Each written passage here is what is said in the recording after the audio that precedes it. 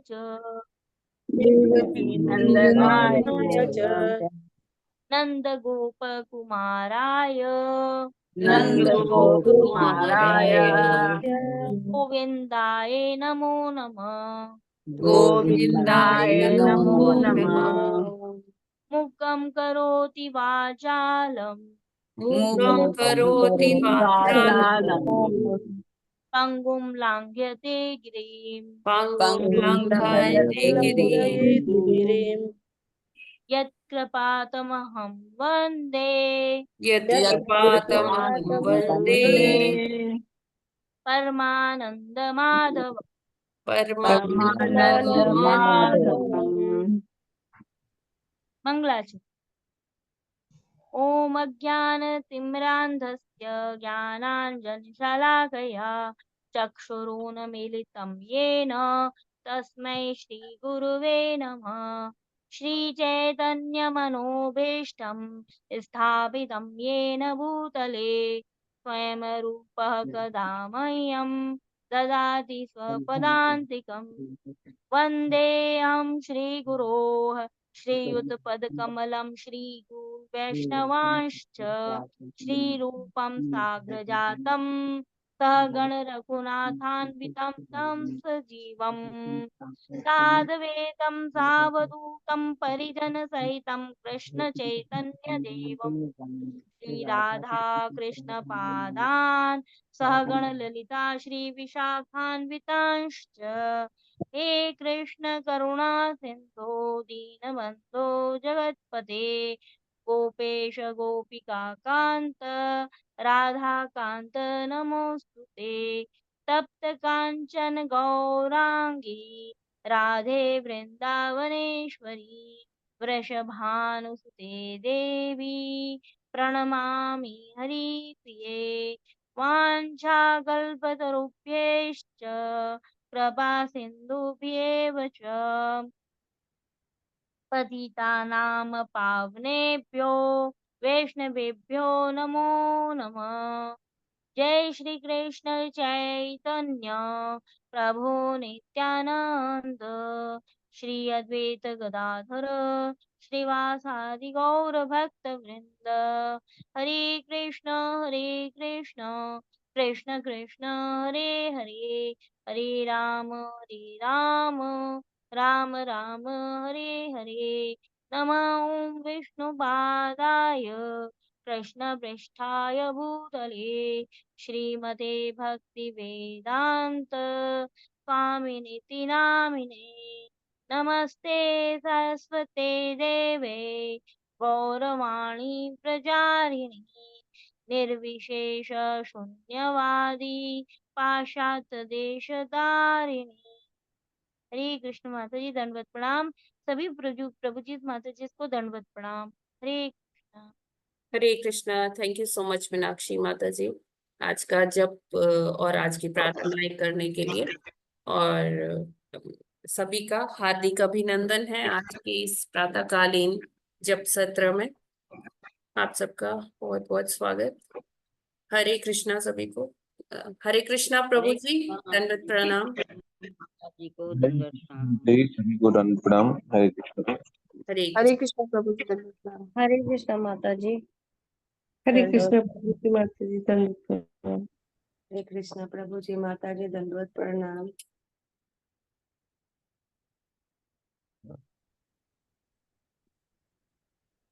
Yes, screen visible है क्या? जी माता जी। यस प्रभु जी। यस यस माता जी, इट्स फाइन। आवाज आ रही है आप सभी को? यस प्रभु जी। ओके।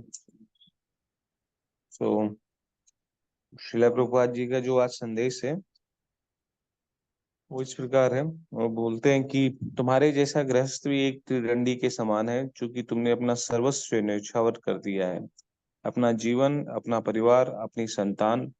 तुम भी निश्चित रूप से त्रिदंडी सन्यासी हो। इस भावना को गंभीरता और निष्ठा से जारी रखो और तब गृहस्थ की वेशभूषा में रहते हुए भी तुम सन्यासी रहोगे। रूपा अनुकोपत्र 30 अगस्त 1968।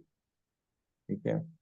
तो श्रीला प्रभुपाद जी यहाँ पर स्पष्ट रूप से बता रहे हैं कि गृहस्थ जीवन जो है वो,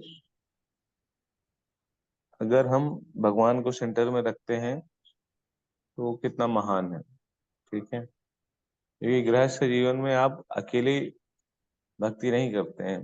गृहस्थ जीवन में क्या होता है कि आप अपने सारे कार्यों को करते हुए भक्ति को सर्वश्रेष्ठ प्रायोरिटी देते हैं, और उसमें उस घर में जो जो भी व्यक्ति रहता है ना, चाहे आपकी पत्नी हो, चाहे बच्चे हो, ठीक है, और भी आपके माता पिता हो, उन सभी के लिए एकमात्र जो सेंटर में होते हैं वो कौन होते हैं?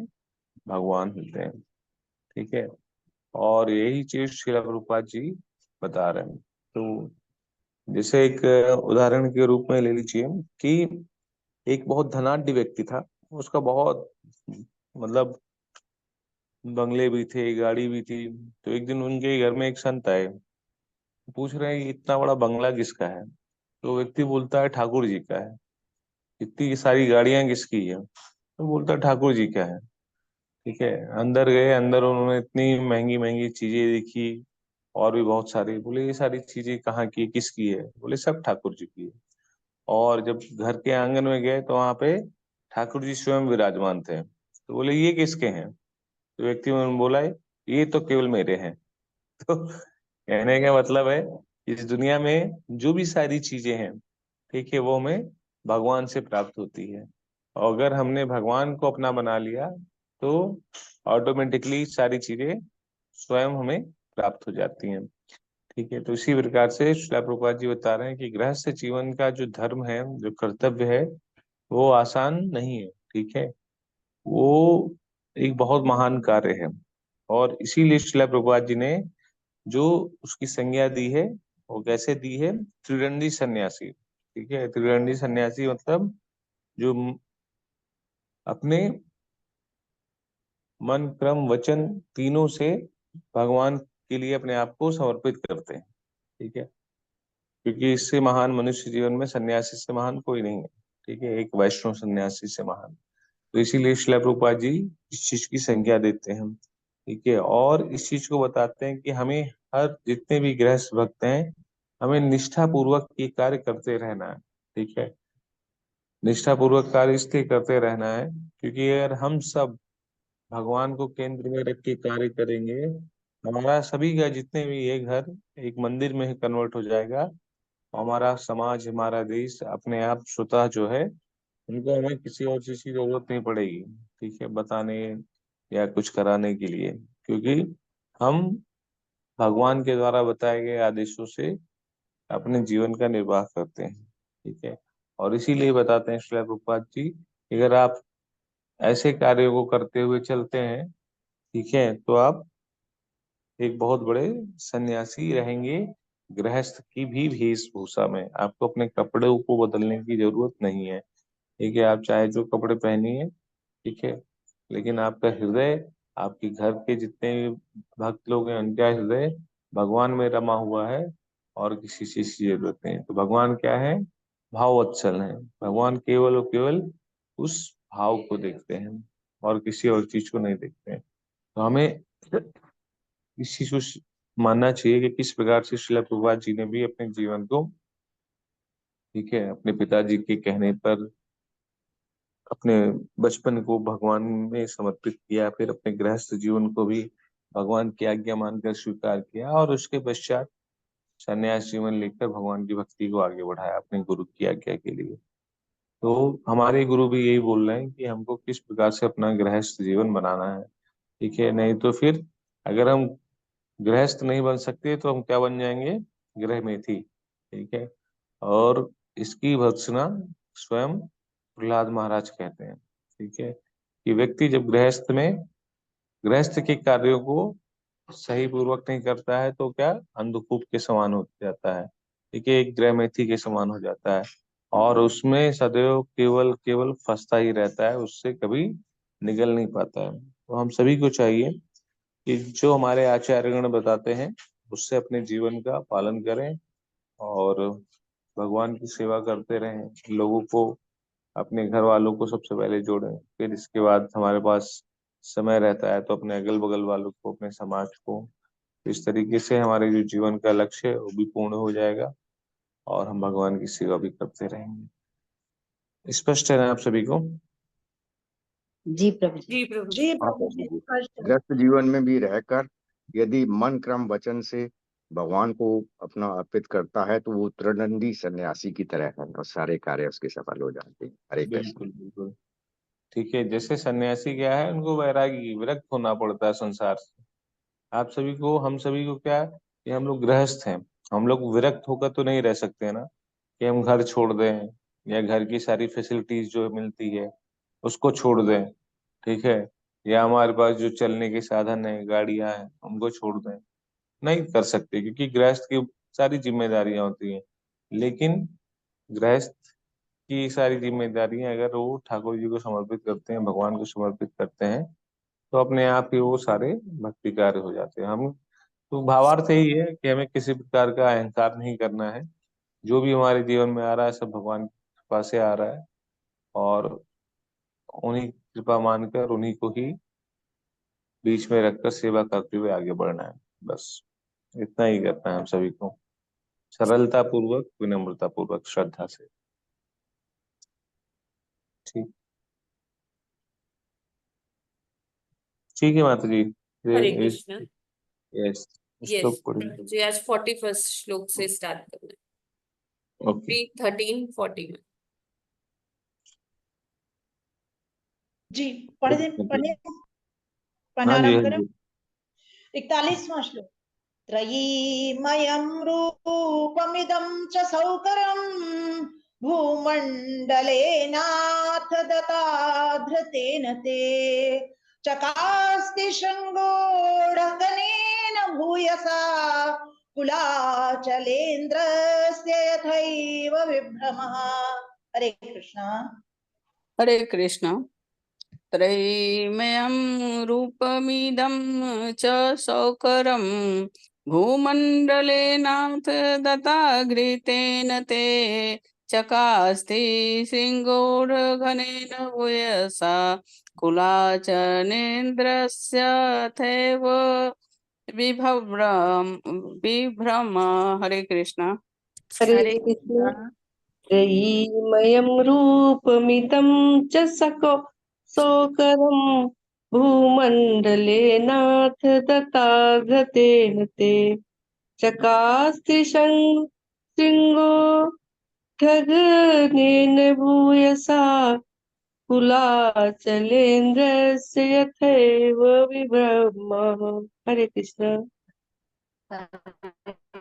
कृष्णमयं रूपमिदं च सौकरं भूमण्डलेनाथ दत्ताधृतेन ते चकास्त्रिशृङ्गो डगनेन भूयसा कुलाचलेन्द्रस्य यथैव विभ्रमः। हरे कृष्णा। त्रयीमयं रूपमिदं च सौकरं भूमण्डलेनाथ दत्ताधृतेन ते चकास्ति शङ्गोढघनेन भूयसा कुलाचलेन्द्रस्य यथैव विभ्रमः। हरे कृष्णा। सभी को धन्यवाद प्रणाम। हरे कृष्ण। त्रयीमयं रूपमिदं च सौकरं भूमण्डलेनाथ दत्ताधृतेन ते चकास्ति शृङ्गोढ घनेन भूयसा कुलाचलेन्द्रस्य यथैव विभ्रमः। हरे कृष्ण माता जी दंडवत, प्रभु जी दंडवत प्रणाम, सभी भक्तों को दंडवत प्रणाम।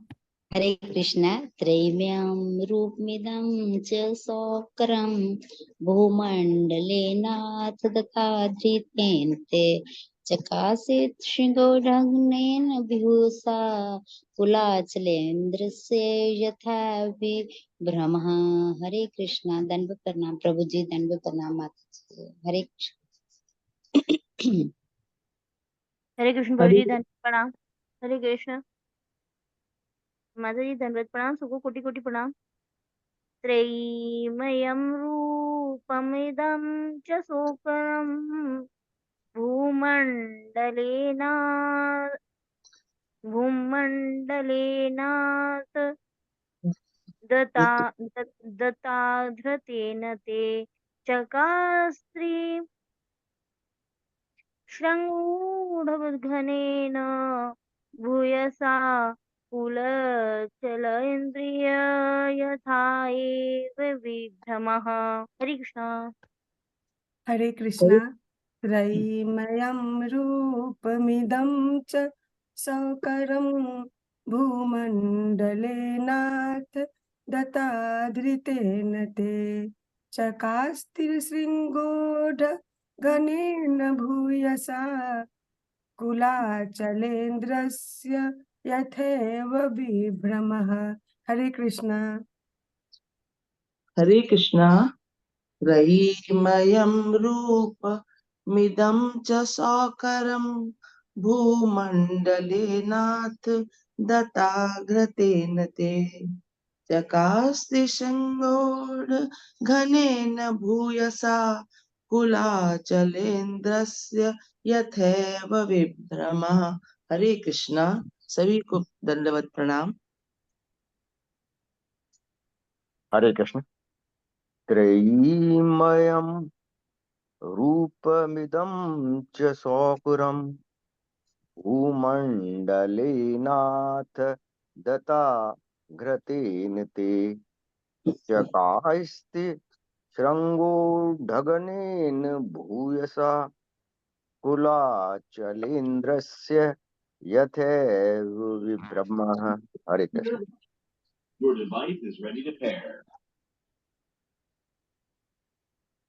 हरे कृष्णा।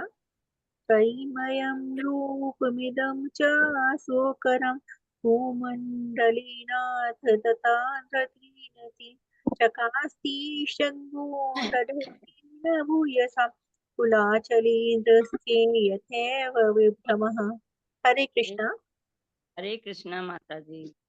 त्रयीमयं रूपमिदं च सौकरं भूमण्डलेनाथ दत्ताधृतेन ते चकास्ति सिंहोढ घनेन भूयसा कुलाचलेन्द्रस्य यथैव विभ्रमः। हरे कृष्णा। हरे कृष्ण। शब्दार्थ। त्रयीमयम साक्षात वेदम, रूपम स्वरूप, इदम च यह भी, शौकरम शुकर का, भूमंडलेन भूलोक द्वारा, अथ दाता अब दाढ़ के द्वारा, धृतेन धारण किया गया, ते चकास्ती तुम्हारी चमक रही है, श्रृंगोड़ शिखरों द्वारा धारित, घनेन बादलों द्वारा, वायुसा अत्यधिक मंडित, कुल अचल इंद्रश्या विशाल पर्वतों के समान, यथा जिस तरह, एव विभ्रमा निश्चय ही अलंकृत। अनुवाद इन तत्व श्रील प्रभुपाद जी के द्वारा श्रील प्रभुपाद कीजिए।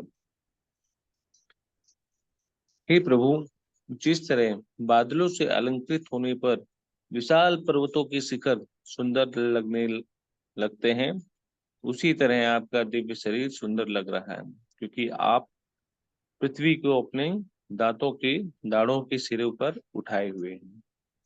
तो यहाँ पर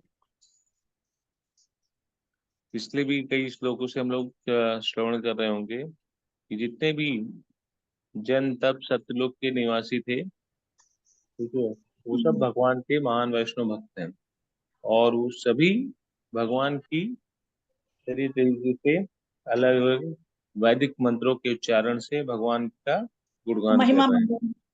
उनका महिमा मंडन कर रहे हैं। ठीक है। और उसी महिमा मंडन में वो एक उदाहरण ये भी देते हैं कि जिस तरीके से आप सभी लोग तो गए होंगे हिल स्टेशन में, ठीक है, पहाड़ों पे गए होंगे, ठीक है, जब ऊंचे ऊंचे पहाड़ रहते हैं और उस पहाड़ों के बीच में बादल आते हैं तो देखिए जब सूरज की पहली किरण पड़ती है तो वो बादल कितने अच्छे लगते हैं सुबह सुबह के समय में। ठीक है। हाँ, वो इतनी मनमोहक चीजें होती हैं कि मतलब उसका व्यू ही एक अलग ही होता है। ठीक है।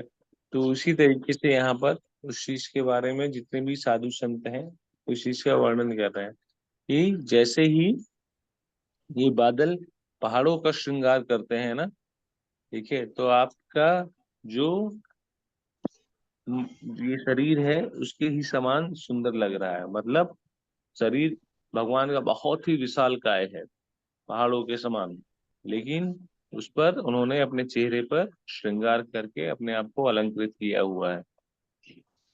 तो तात्पर्य में श्रील प्रभुपाद जी बताते हैं विभ्रम शब्द जो है वो सार्थक है, मतलब इसका अर्थ है ब्रह्म तथा सौंदर्य। ठीक है, तो इसके दो अर्थ बताए जाते हैं, एक तो ब्रह्म भी बताया जा रहा तो तथा दूसरा क्या है, सौंदर्य, कि भगवान की सुंदरता के बारे में। जब कोई बादल किसी विशाल पर्वत की चोटी पर विश्राम करता है तो ऐसा लगता है कि मानो उस पर्वत ने उसे उठा रखा हो, साथ ही वह अत्यंत सुंदर लगता है। इसी तरह भगवान को अपने दाढ़ों पर पृथ्वी धारण करने की आवश्यकता नहीं है, किंतु जब वो ऐसा करते हैं तो संसार उसी तरीके से सुंदर लगता है जिस तरह भगवान पृथ्वी पर अपने शुद्ध भक्तों के कारण अधिक सुंदर लगते हैं। यद्यपि भगवान वैदिक मंत्रों के दिव्य स्वरूप हैं, किंतु पृथ्वी को धारण करने के कारण वो अत्यधिक सुंदर लग रहे हैं। तो अलग अलग तरीके से व्याख्या दी जा रही है कि यहाँ पर भगवान जो है पहाड़ों के समान सुंदर लगते हैं। भगवान का जो मुख है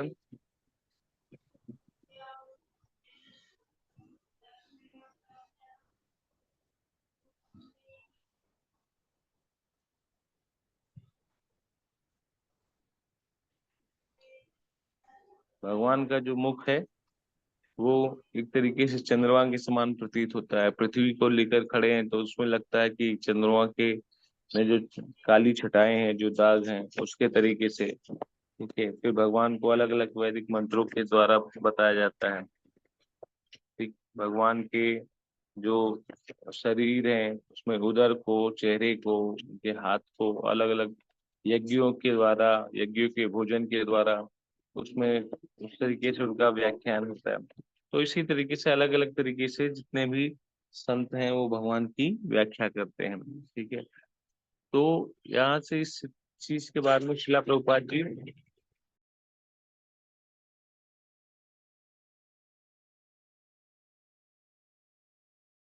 श्रील प्रभुपाद जी स्पष्ट रूप से ये भी बताते हैं कि कोई भी व्यक्ति है, सबका जो भाव भी होता है वो अलग अलग तरीके से होता है, लेकिन यहाँ पे जितने भी साधु संत वो भाव प्रकट कर रहे हैं उस भाव को व्याख्यान अलग अलग तरीके से दे रहे हैं, लेकिन सबका जो लक्ष्य है वो क्या है कि किस तरीके से भगवान का महिमा कर सके या भगवान का गुणगान कर सके।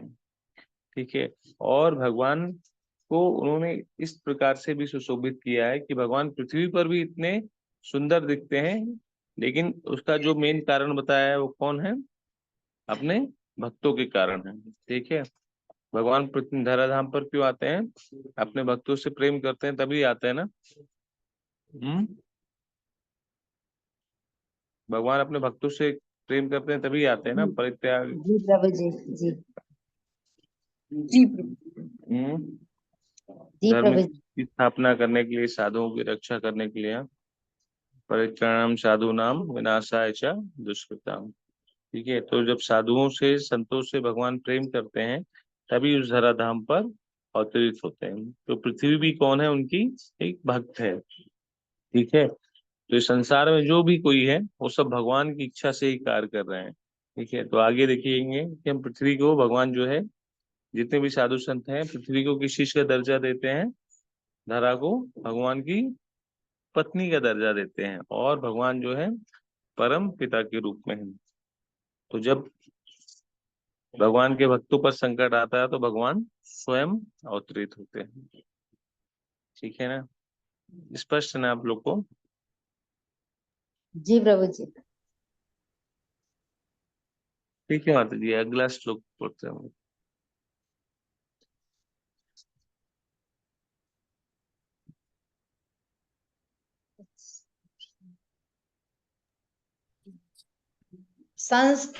संस्थापयेनां जगतां सतस्तुषां लोकाय पत्नीमसि मातरं पिता विधेम चास्यै नमसा सह त्वया यस्यां स्वतेजोऽग्निनिवारणवधाः। हरे कृष्ण। हरे कृष्णा।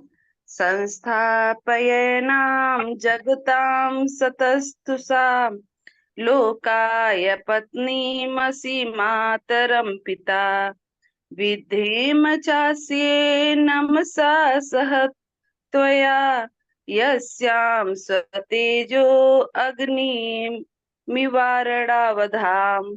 हरे कृष्णा। हरे कृष्णा। संस्थापयानं जगतां सतस्तु साम लोकाय पत्नीमसि मातरं पिता विधेम चास्य नमसा सत त्वया अस्याम श्वेतजोनिमिवारणावधा। हरे कृष्ण। हरे हरे कृष्णा। संस्थापयेनां जगतां सतस्तु सां लोकाय पत्नीमसि मातरं पिता विधेम चास्ये नमसा सह त्वया यस्यां स्वतेजो अग्निमिवारणावधा। हरे कृष्णा। हरे कृष्णा। संस्थापयेनां जगतां सतस्तिषां लोकाय पत्नीमसि मातरं पिता विधिं चास्य नमसा सहतव्या यस्यां सतीजो अग्निनिवारणावधा। हरे कृष्णा। हरे हरे कृष्ण। संस्थाप्यनां जगतां सत्सुषां लोकाय पत्नीमसि मातरं पिता विधेम चास्य नमसा सतव्य यस्यां सर्तेज अग्नि इव आरणो अधा। हरे कृष्णा। दंडवत प्रणाम। हरे कृष्ण। संस्थापयेनां जगतां सतस्तुषां लोकाय पत्नीम् असि मातरं पिता विधेम चास्ये नमसा सह त्वया यस्यां स्वतेजो अग्नि एव आरणावधा। हरे कृष्ण। हरे कृष्णा।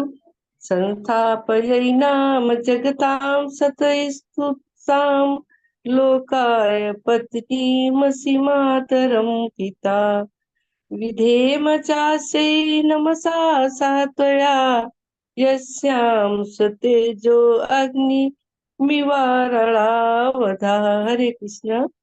हरे कृष्ण।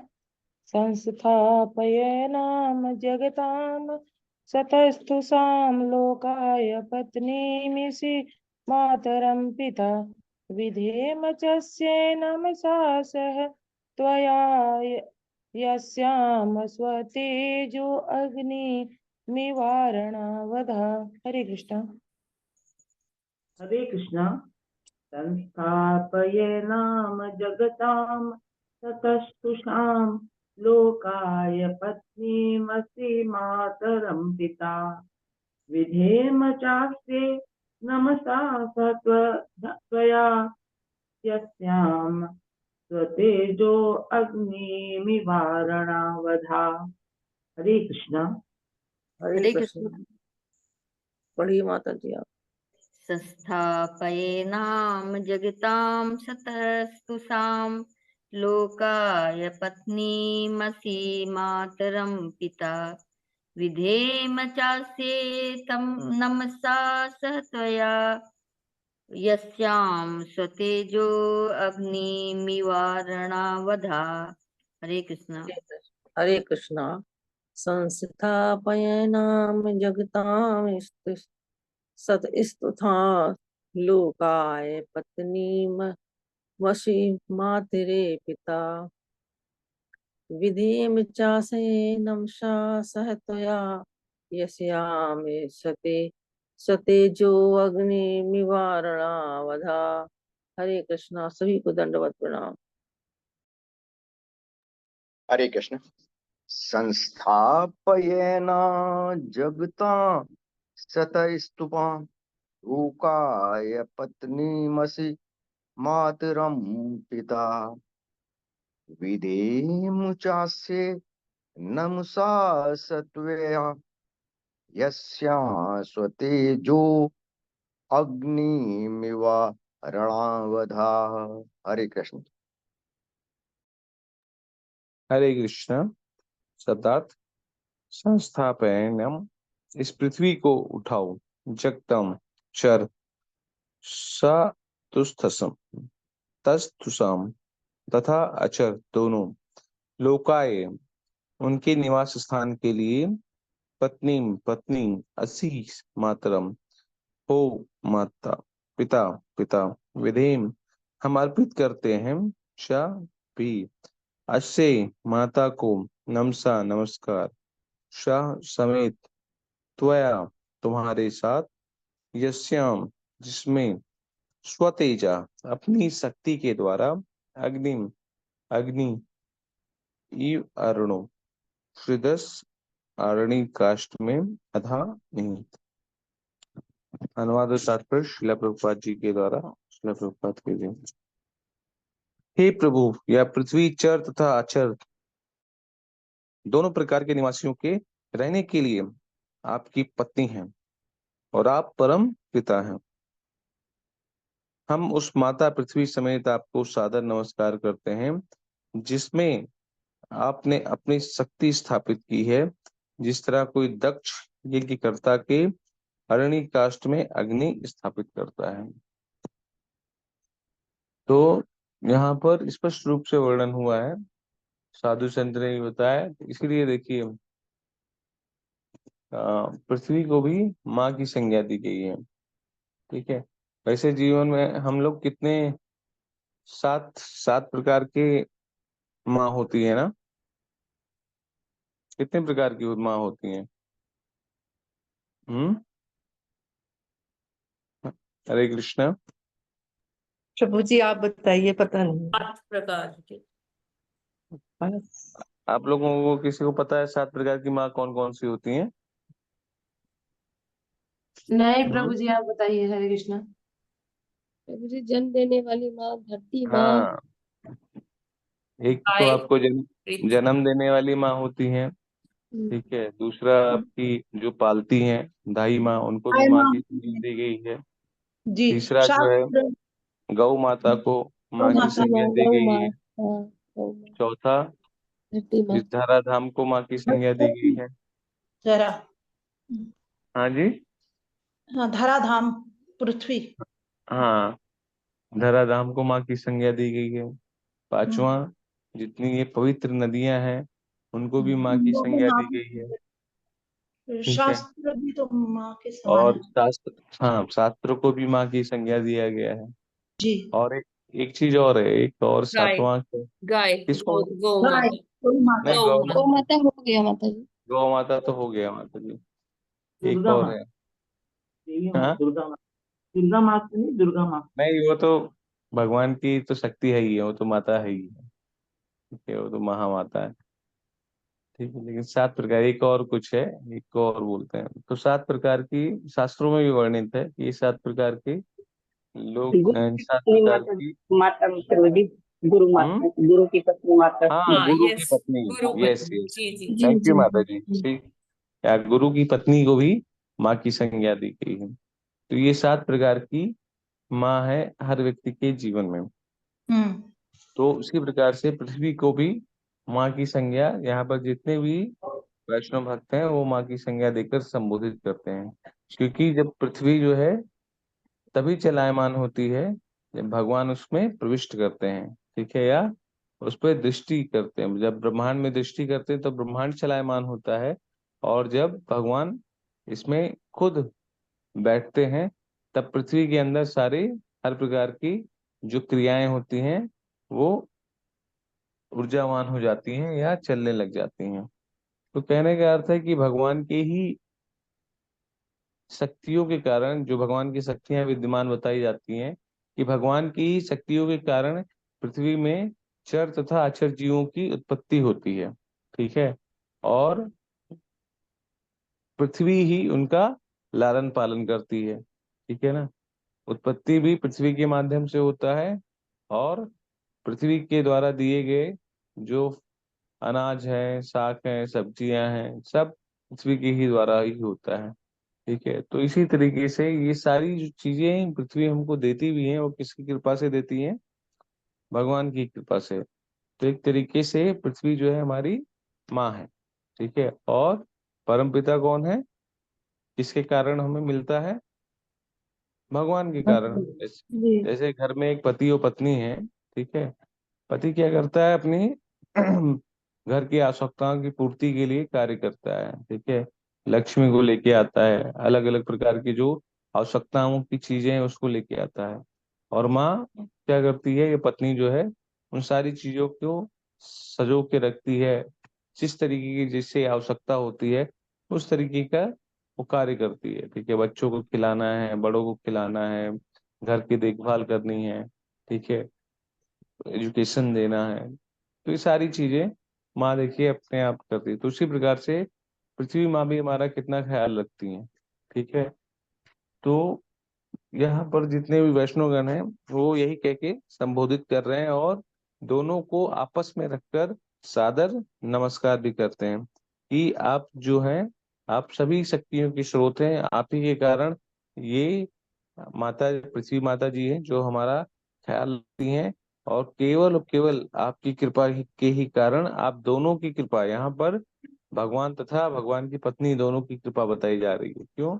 इसीलिए देखिए जो शिला प्रभुपाद जी, हम लोग अगर समझेंगे ना तो ये बहुत सूक्ष्म से सूक्ष्म विषय हो जाता है कि शिला प्रभुपाद जी हर एक चीज को बहुत ही अच्छे तरीके से उसको ग्लोरीफाई करते हैं। ठीक है।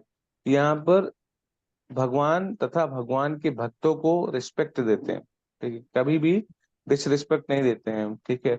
चाहे डेमी गॉड्स हो, ठीक है, चाहे इवन पृथ्वी मैया। ठीक है। पृथ्वी माता कौन? पृथ्वी कौन है? एक ग्रह है ये।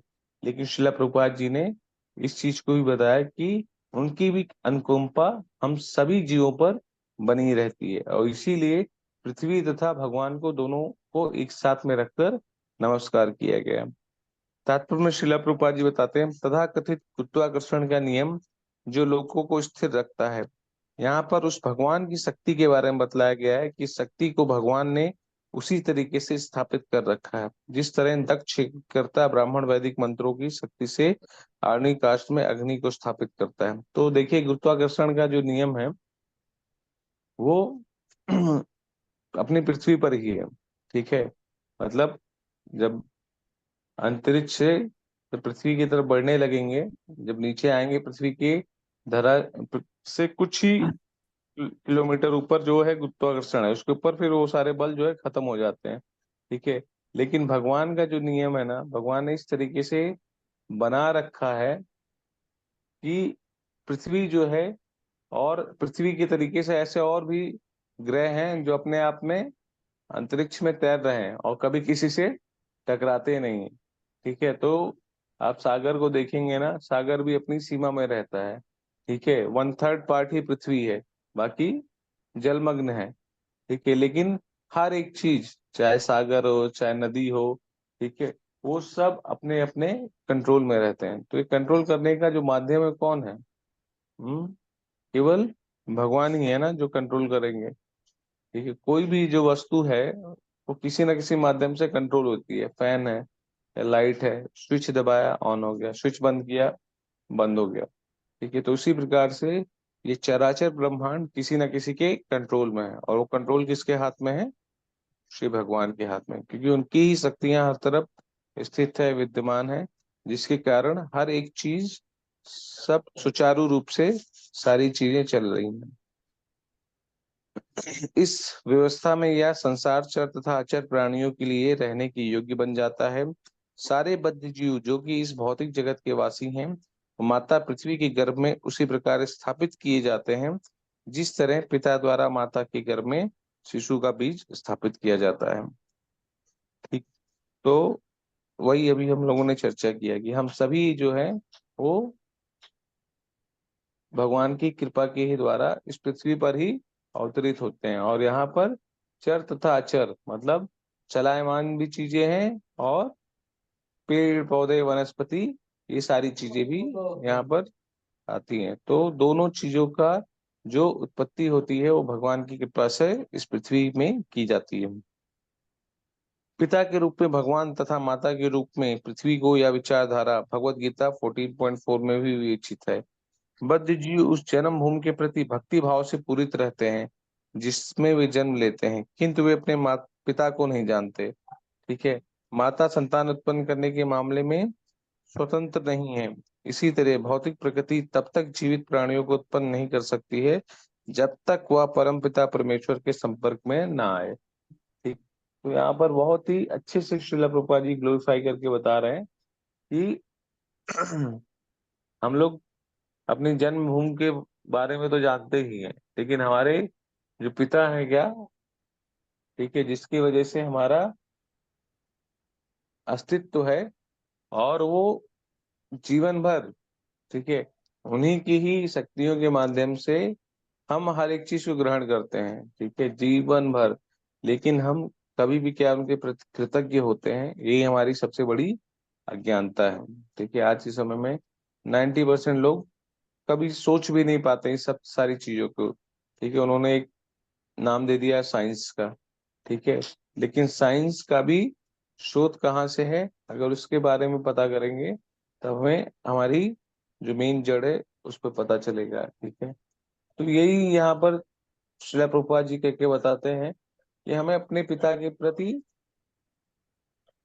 हमेशा ऋणी होना चाहिए, हमेशा कृतज्ञ होना चाहिए, क्योंकि हमारे जीवन में जो भी कुछ घटित होता है केवल और केवल हमारे पिता की शक्तियों के ही कारण घटित हो रहा है। ठीक है, तो माता के प्रति निश्चित रूप से हम सभी कृतज्ञ होते हैं। हमें याद होता है कि हमारी ये जन्मभूमि है, यहाँ पर हम पैदा हुए थे, ठीक है, और कुछ न कुछ तो इसका ऋण रहता ही है। लेकिन अगर हम असली वजह को जान जाएंगे तो निश्चित रूप से हम भगवान के प्रति कृतज्ञ रहेंगे। तो इसीलिए अभी भी बहुत से अभी हिंदुस्तान में इतने संस्कार तो बचे हुए हैं, भारत भूमि में लोग सुबह उठते हैं, पृथ्वी माँ को प्रणाम करते हैं। ठीक है, पृथ्वी माँ को प्रणाम करने के बाद ही अपने चरण को नीचे रखते हैं, ठीक है, या अपने पैरों को नीचे रखते हैं और फिर अपने दिन का शुरुआत करते हैं भगवान की प्रार्थना कर कर। ठीक है, तो बचपन में हम लोगों को यही सिखाया गया था। ठीक है, तो वही चीज यहाँ पर श्रील प्रभुपाद जी बता रहे हैं कि बद्ध जीव मतलब भौतिक जीवात्माएं, ठीक है, वो इस प्रकार भौतिक प्रकृति तब तक जीवित प्राणियों को उत्पन्न नहीं कर सकती है जब तक वह पिता के संपर्क में ना आए। तो भौतिक चीजें भी जो पृथ्वी भी है या अलग अलग प्रकार के ग्रह भी हैं, वो तब तक गर्भस्थ नहीं हो सकते हैं जब तक उस पे भगवान की दृष्टि न पड़े या भगवान की शक्तियां वहां पर कार्य न करें। श्रीमद् भागवत हमें परम पिता के साथ साथ माता को नमस्कार करने की शिक्षा देता है, क्योंकि पिता ही समस्त चराचर जीवों के धारण तथा पालन करने के लिए माता को समस्त शक्तियों से गर्भित करता है। तो यहाँ पर इस चीज को पूर्ण रूप से भगवान श्रील प्रभुपाद जी स्पष्ट भी करते हैं कि माताओं के अंदर, ठीक है, जो भी शक्तियां आती हैं वो इसके माध्यम से परमपिता परमेश्वर के माध्यम से ही वो शक्तियां प्रदान होती हैं। ठीक है, जिस प्रकार से एक माता के अंदर उनका खून एक दूध के रूप में बन जाता है जब कोई शिशु उत्पन्न होता है और फिर उस दूध से उसका लालन पालन होता है, तो इसी प्रकार से पृथ्वी माँ के अंदर भी ये समस्त गर्भस्थ शक्तियां जो कहाँ से आती हैं, भगवान के माध्यम से आती हैं। तो देखिए इस पृथ्वी पर जितने भी जीव हैं, जितने चर तथा अचर जो भी हैं, पृथ्वी के कारण उन सबकी उत्पत्ति भी है, अस्तित्व भी है, और उनका लालन पालन करने के लिए, खाने पीने के लिए भी वो सारी सामग्री यहाँ पर उत्पन्न होती है। तो इसके पीछे किसका किसका एकमात्र भगवान का ही कारण होता है। ठीक है ना, स्पष्ट है आप सभी को? जी प्रभु जी। हाँ प्रभु जी, स्पष्ट है। प्रकृति तब तक ग्रस्त नहीं हो सकती जब तक भगवान दृष्टिपात नहीं करते। और भगवान ने ही पृथ्वी को स्थापित किया है कक्षा में, जैसे अन्य ग्रहों को किया है। तो भगवान ही सब चीज के कंट्रोलर हैं। और इसी वजह से भगवान की पृथ्वी के ऊपर भी इनकी पत्नी भी हैं और भगवान की सेवा भी करती हैं। तो पृथ्वी और भगवान दोनों की साथ साथ जो है भक्ति करनी चाहिए। एक पिता है, एक माता है, इसलिए सारे वैष्णवों को दोनों की भक्ति करनी चाहिए। हरे कृष्ण। सारे सारे वैष्णव करते ही हैं वहाँ प्रभु जी। पृथ्वी हाँ प्रणाम बोलिए। मंत्र अवश्य बोलना चाहिए सबको। वो मंत्र याद है सबको? पृथ्वी प्रणाम, भूमि प्रणाम पत्र। नहीं प्रभु जी, नहीं मालूम। पृथ्वी प्रणाम मंत्र नहीं मालूम। माता जी वो मंत्र सुना दीजिए सबको एक बार, और वो ग्रुप यस में मैम। शेयर भी कर सकते हैं। जी प्रभु जी।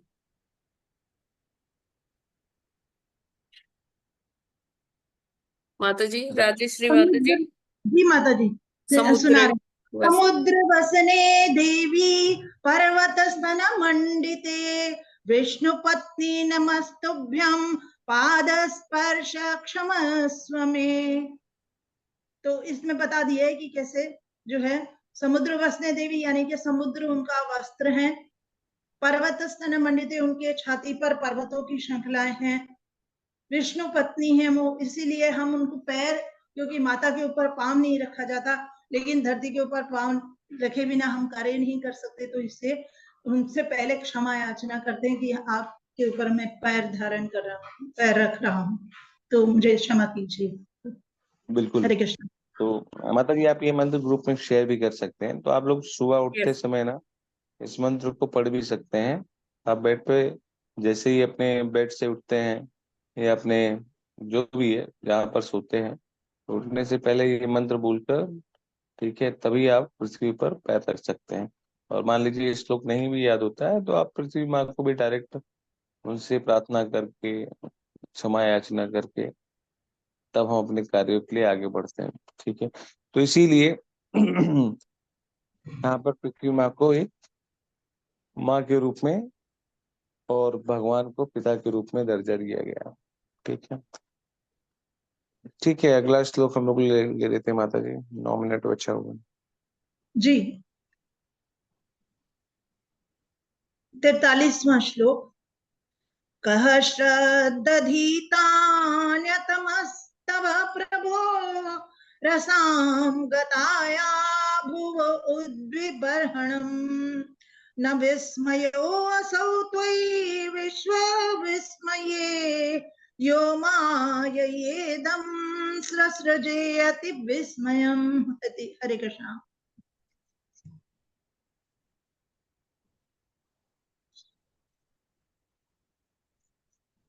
हरे कृष्णा। तं श्रदधीतान्यतमस्तव प्रभो रसां गताया भुव उद्विबर्हणम् न विस्यो असो त्वयि विश्वविस्मये यो माययेदं ससृजे अति विस्मयम्। हरे कृष्णा। हरे कृष्ण। कः सद्योधितान्यतमस्तस्व प्रभो रसां गतया भुव उदिवर्णम् न विस्मयोऽसौ त्वयि विस्मय यो माया वेदं ससृजे अति विस्मयम्। हरे कृष्ण। हरे हरे कृष्ण। कृष्णा। कः श्रद्रुधितान्यतं स्तव प्रभो रसां गतया भुव उद्विबर्हणं न विस्मयोऽसौ त्वयि विश्वविस्मये यो माययेदं स सृजेति विस्मयम्। हरे कृष्ण। सबको सादर हरे प्रणाम। हरे कृष्णा। कः सत्यधितान्यतमस्तव प्रभो रसां गताया भुव उद्विग्नबर्हणं न विस्मयो असौ त्वयि विश्वविस्मये यो माययेदं ससृजे अति विस्मयम्। हरे कृष्णा। हरे हरे कृष्ण। कृष्ण। श्रद्धीता तान्यतमस्तव प्रभो रसां गताया भुव उदिबर्हणम् न विस्मयो असो तवी विश्व विस्मय यो मायेदं ससृजे अति विस्मयम्। हरे कृष्णा। दंडवत प्रणाम। हरे कृष्ण।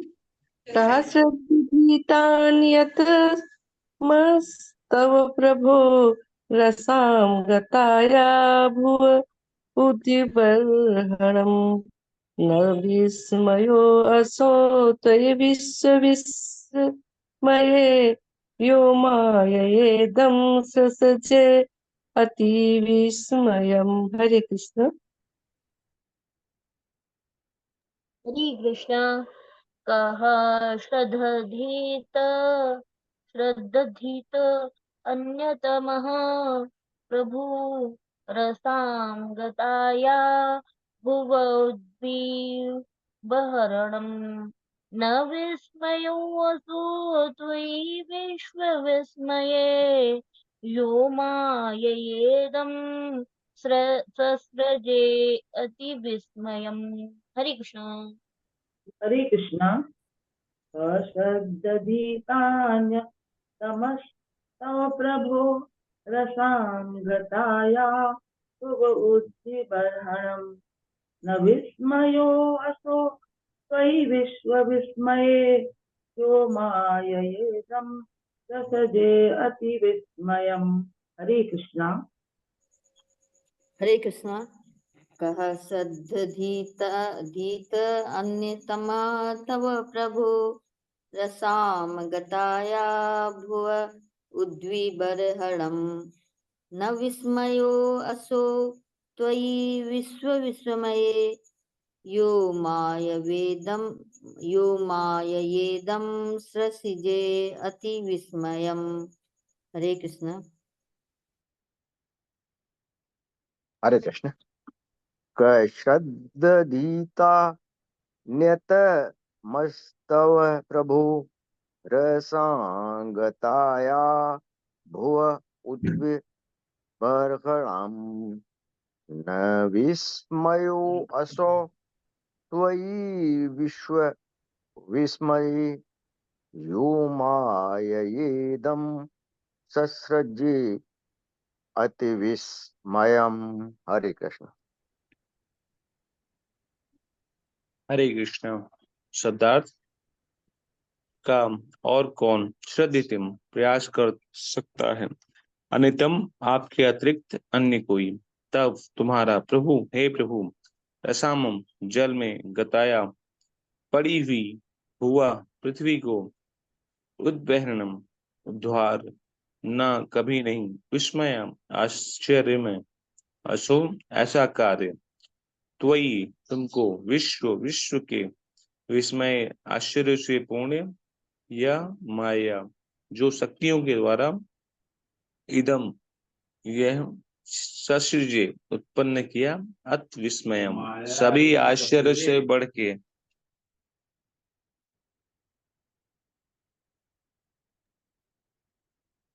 अनुवाद एवं तात्पर्य श्रील प्रभुपाद जी के द्वारा। श्रील प्रभुपाद की जय।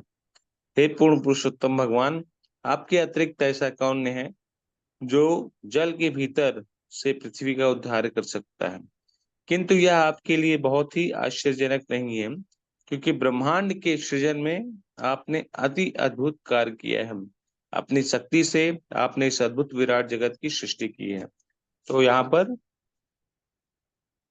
वराहदेव को भगवान के महापुरुष की भी संज्ञा देकर सुशोभित किया जा रहा है कि भगवान का जब पुरुषावतार होता है, पुरुषावतार में महाविष्णु की ही कृपा से क्या होता है कि महाविष्णु जब ब्रह्मांड की उत्पत्ति करते हैं, उनके अनंत रोमकूप से जब वो श्वास को छोड़ते हैं तो ब्रह्मांड की उत्पत्ति होती है। और वो ब्रह्मांड तब तक सुप्त अवस्था में रहते हैं जब तक भगवान उस पर खुद दृष्टि नहीं करते हैं और खुद प्रविष्ट नहीं करते हैं। तो महाविष्णु फिर ब्रह्मांड के अंदर गर्भोदक्षाय विष्णु के रूप में प्रवेश करते हैं। तब ब्रह्मांड की जो शक्तियां हैं वो धीरे धीरे संचारित होना शुरू होता है। तो यहाँ पर श्रील प्रभुपाद जी भी वही बता रहे हैं कि किस तरीके से जब कोई विज्ञानी मनुष्य अज्ञानी जन समूह के लिए किसी प्रभावशाली वस्तु की खोज करता है, तब सामान्य देखिए भागवतम में सबसे ज्यादा जो शिला प्रभुपाद जी दोष मतलब एक तरीके से सबसे ज्यादा जो कोसते हैं वो साइंटिस्ट को ही करते हैं, ठीक है, वैज्ञानिक लोगों को, ठीक है, जितने भी इसलिए करते हैं मतलब उन्होंने किसी को क्रिटिसाइज नहीं कर रहे हैं शिला प्रभुपाद जी, लेकिन वो इस चीज के बारे में बता रहे हैं कि जो भी साइंटिस्ट हैं जिस चीज की खोज कर रहे हैं उनके पास बुद्धि सबसे ज्यादा है, लेकिन अपनी बुद्धि से वो इस चीज को नहीं समझ पा रहे हैं कि जिस चीज की खोज कर रहे हैं उस चीज का स्रोत क्या है, ठीक है, भले ही वो उसके सबसे करीब है, ठीक है, सूरज के, चांद के, पृथ्वी के, ठीक है, हर एक चीज के करीब वो रहते हैं, लेकिन इस चीज को वो लोग मानने को तैयार ही नहीं है कि यहाँ पर भगवान की शक्तियां हैं, सभी लोग नहीं, कुछ लोग, ठीक है, तो इसीलिए उनको श्री प्रभुपाद जी क्या कह के संबोधित करते हैं कि ये सारे लोग क्या है, मूर्ख है या अज्ञानी है। तो इसमें बताया भी गया है कि जब कोई विज्ञानी मनुष्य अज्ञानी जन समूहों के लिए किसी प्रभावशाली वस्तु की खोज करता है तो सामान्य लोग बिना पूछताछ के ऐसी खोज को आश्चर्यजनक मान लेते हैं, किंतु बुद्धिमान व्यक्ति ऐसी खोजों से तनिक भी आश्चर्यजनक नहीं होता, क्योंकि अपने शास्त्र उठा के देखेंगे ना, अपने शास्त्र में वो सारी चीजें पहले से बताई गई हैं। वह उस व्यक्ति को सारा श्रेय प्रदान करता है जिसने विज्ञानी के अद्भुत मस्तिष्क को बनाया है, ठीक है, तो लोग क्या करते हैं, उसको बहुत ही श्रेय देने लग जाते हैं, ठीक है।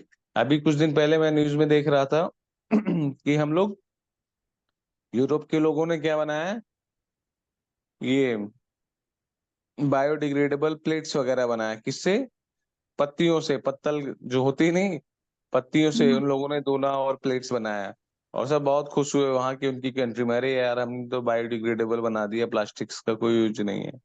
और हमारे यहाँ शुरू से ही हम लोग पत्ते में ही खाते थे, ठीक है, आप देखेंगे तो अपनी संस्कृति में लोग किस पे, केला जी के पत्ते पे, ठीक है, या हमारे यहाँ जो पत्तल दोना यूज होता था पहले वो भी ये पत्ते पे ही बनता था, ठीक है, लेकिन हम लोगों ने कभी किसी को इस तरीके से लिया ही नहीं, क्योंकि बचपन से वही चला चला आ रहा है, लेकिन वहां पे वो जो जिस व्यक्ति ने बनाया ना उसको वहां का बहुत बड़ा अवार्ड दिया गया, उसको बहुत सम्मानित किया गया, अरे तुमने पर्यावरण के लिए बहुत ही अच्छी चीज की, ठीक है, तो एक तरीके से एक बात है, जो चीज हमारी सभ्यता में जिस चीज को भगवान ने हमको पहले से दे रखा है, ठीक है, वापस से आप उसको रिमॉडिफाई करके अपना नाम दे रहे हैं, जैसे मान लीजिए शास्त्र, ठीक है, अब ये शास्त्र किसके वचन है, हाँ ये किसके भगवान द्वारा को दिए गए हैं, भगवान साक्षात के द्वारा, भगवान।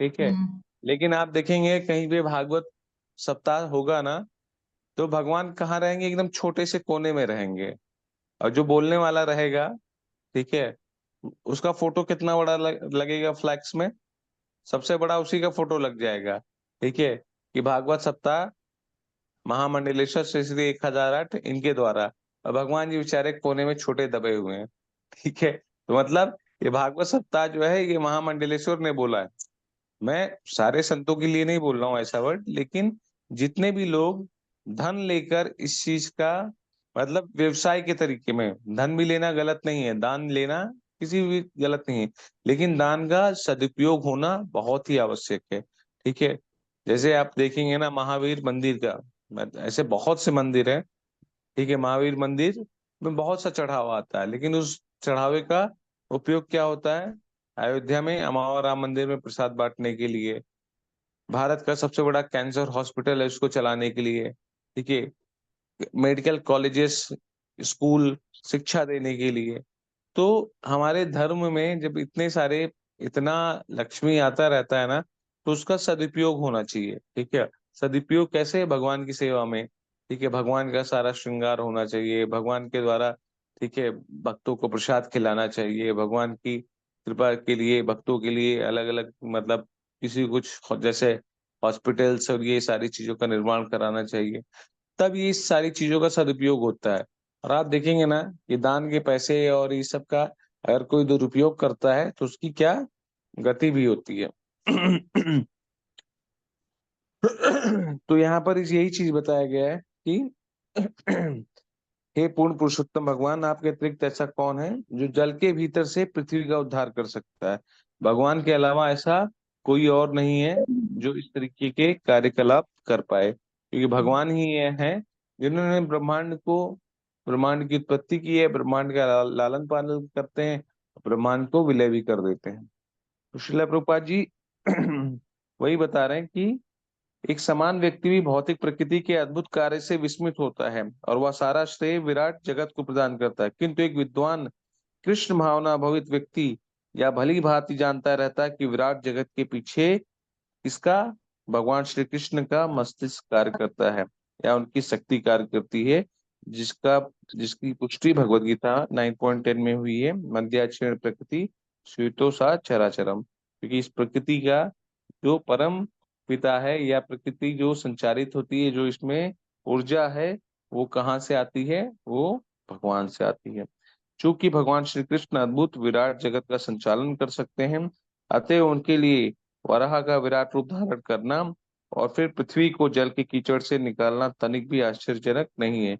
इसलिए भक्त अद्भुत सूकर को देखकर चकित नहीं होते, क्योंकि वो जानते हैं कि भगवान में अपनी शक्तियों के द्वारा कहीं अधिक आश्चर्यजनक कार्य है जो बड़े बड़े से विद्वान वैज्ञानिक के मस्तिष्क के लिए अचिंत्य है, वो करने की क्षमता है। ठीक है, तो हम सभी जान सकते हैं कि अगर भगवान की कार्यकलाप लीला को समझना है तो सबसे आवश्यक चीजें क्या है? भगवान की भक्ति, सबसे आवश्यक चीजें विश्वास, सबसे आवश्यक है इंस्ट्रक्शन सुनना जरूरी है ना प्रभु जी, तभी समझ पाएंगे भगवान को। सबसे आवश्यक है समर्पण। सबसे आवश्यक चीजें हैं वो समर्पण। ठीक है, जब तक हम अपने आप को सरेंडर नहीं करेंगे तब तक हम इस चीज को स्वीकार ही नहीं कर पाएंगे कि भगवान की शक्तियां कार्य करती हैं। तो वैज्ञानिक लोग कभी भी सरेंडर नहीं करते हैं, मतलब सारे वैज्ञानिक नहीं, जो ज्यादातर egoistic होते हैं। ठीक है, ठीक है, तो ईगो को खत्म करना यही तो कलेश का कारण है आज के समय में। ये कलयुग क्या है, कलह का युग किस लिए है? क्योंकि जो ईगो है ना, छोटी छोटी बातों पर लोग लड़ जाते हैं, गला काट देते हैं, मार देते हैं। ठीक है, लेकिन अगर ईगो को ही अगर समाप्त कर दिया जाए या उसको कंट्रोल कर दिया जाए या उसको सही जगह पे लगाया जाए, ठीक है, तो हम भगवान के प्रिय भी बन सकते हैं। तो जितने भी वैष्णव भक्त होते हैं वो क्या करते हैं, अपने आप को भगवान में समर्पित कर देते हैं। अब यहाँ पर देखिए, जितने भी वहां पे जन तप सतलोक के निवासी हैं, वो किसी में किसी भी प्रकार का कोई तर्क वितर्क नहीं हो रहा कि ये भगवान ऐसे क्यों आए। ठीक है, उन्होंने इस चीज को स्वीकार कर लिया और वहीं पर अपने आप को समर्पण कर दिया, और इसलिए उनको भगवान के इस प्रेम का, इस लीला का और इस रूप का आस्वादन होता है। तो हम लोग के अंदर भी वही भाव, अगर हम अपने अंदर से भगवान के लिए हृदय से समर्पित है ना, तो हम बैठे बैठे शास्त्रों के माध्यम से भगवान के सारे रूपों का दर्शन करते हैं, उनको गुणों का दर्शन करते हैं, उनकी लीला श्रवण करके उनकी लीला का दर्शन करते हैं। ठीक है, तो हमें कहीं और जाने की जरूरत नहीं है। जैसा कि श्रील प्रभुपाद जी ने बताया कि घर में बैठे बैठे भी गृहस्थ भी एक त्रिदंडी सन्यासी के समान बन जाता है। ठीक है, वह सदैव भगवान का स्मरण करता है। ठीक है, तो अभी 7:08 हो गए, यहीं पे मैं अपनी वाणी को विराम देता हूँ। किसी का कुछ प्रश्न है तो एक आध प्रश्न ले सकते हैं, अतएव फिर हम लोग आज की क्लास को यहीं पे खत्म करते हैं। आप लोग को सभी कुछ स्पष्ट हो गया? माता जी, प्रभु जी? यस प्रभु जी। ठीक है, तो फिर आज के सेशन को हम लोग फिर यहीं समाप्त करते हैं। ग्रंथराज श्रीमद् भागवतम की जय, जगत गुरु श्री प्रभुपाद की जय। वांछा कृपा सिंधु पतितानां पावनेभ्यो वैष्णवेभ्यो नमो नमः। हरे कृष्णा। सभी को दंडवत प्रणाम प्रभु जी। हरे हरे कृष्णा प्रभु जी, सभी को दंडवत प्रणाम। आज महाराज परम महाराज गोपाल कृष्ण गोस्वामी महाराज जी का व्यास आविर्भाव, है, व्यास हाँ व्यास। है। तो आप लोग देख सकते हैं, लाइव प्रोग्राम भी आएगा रागनी और आप लोग खाना वाली तो उसमें ही अधिक जप बनेगा भी कुछ कर सकते हैं। कर लिया। जी माता, जी ठीक है। माता जी हमारा वैसे क्या कर्तव्य बनता है जो अपन लोगों ने शेल्टर लिया है हाँ गुरु महाराज जी का? यस माता जी। तो गुरु महाराज जी का हम इधर लोग लगा दे इधर। ले नहीं पाए थे माता जी, पर शेल्टर तो हुआ था अपना। हाँ तो माता जी हमारा क्या है ना बनता है, हम लोगों को क्या करना चाहिए आज के दिन, क्या? चाहे शेल्टर हमने लिया चाहे नहीं लिया, लेकिन इतने शुद्ध भक्त हैं परम पूज्य गोपाल कृष्ण गोस्वामी महाराज जी, है ना, उनसे हमें कितना सीखने को मिला, उनके दर्शनों से कितनों को लाभ हुआ। और हमें ऐसे शुद्ध भक्त का चिंतन करना ही चाहिए, इररिस्पेक्टिव ऑफ के शेल्टर लिया है या नहीं लिया है। हमें उनके चिंतन से ही हमें बहुत लाभ होगा, हमारी भक्ति में हम आगे बढ़ पाएंगे। ऐसे महाभागवतों का ध्यान करके, उनका चिंतन करके, उनका ग्लोरिफिकेशन करके, उनका ग्लोरिफिकेशन सुनकर, जी जी माता, है ना। जी माता, जी। ऑब्जर्व करते हैं और अधिक से अधिक नाम जप, और वो भी सावधानी और पूर्वक, कोई जिन्होंने भी उनका हैबिट आश्रय चेंज। ले भी लिया माता जी, तो वो महाराज के ही आशीर्वाद से वो यहाँ तक जहां तक भी पहुंचे हैं वो है, और आगे भी उनकी उन्नति होती रहेगी। महाराज उनको क्योंकि गुरु कभी कहीं जाते नहीं हैं, है ना, वो वहीं रहते हैं। और हमें उनको, उनकी वाणी को सुनना चाहिए, और उनका जो निर्देश है उसका पालन करना चाहिए। और जो हमें उनका कहीं ना कहीं से उनका इशारा मिलता रहता है, किसी दूसरे भागवत के मुख से हम समझ सकते हैं ऐसा। जी मैम, जी थैंक यू माता जी क्लियर करने के लिए। मैं दंडवत प्रणाम माता जी। वो ये कि चैंटिंग अच्छी तरह से करेंगे। यस माता जी। गुरु महाराज जी यही कहते हैं कि have you chanted your rounds attentively? Yes माता जी। जी माता जी। हरे कृष्ण माता जी, दंडवत हरे प्रणाम। कृष्णा, दंडवत प्रणाम। सभी माताओं को प्रभु जी से सभी कोटि को कोटि दंडवत प्रणाम। हरे कृष्णा।